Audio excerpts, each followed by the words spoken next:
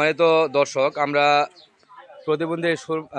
আশার আলো প্রতিবন্ধী কল্যাণ পরিষদ সম্পর্কে এখন জানবো। বলা গেছে মডেল প্রেস ক্লাবের সাধারণ সম্পাদক ও দৈনিক স্বাধীন দেশের নওগাঁ জেলা প্রতিনিধি সিনিয়র সাংবাদিক জনাব আবু রায়হান লিটন ভাইয়ের কাছে। ভাই, আপনি এই সম্পর্কে কিছু বলেন। আমি আমি যেটা মনে করি, আমি যতদিন থেকে দেখছি এই সে এই উদ্যোক্তা, সে নিজেও একজন প্রতিবন্ধী এবং সেই ধরনের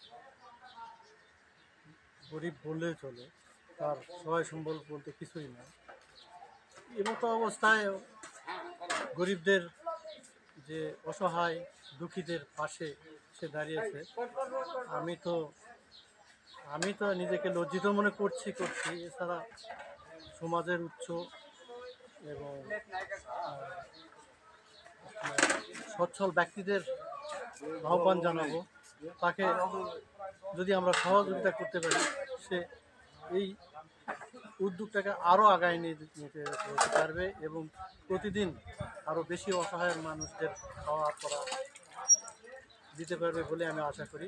আর এই উদ্যোগ নেওয়ার জন্য আমি বাবুকে, আমার ছোট ভাই বাবুকে, বদলগাছি মডেল প্রেস ক্লাবের তরফ থেকে আন্তরিকভাবে ধন্যবাদ জানাই।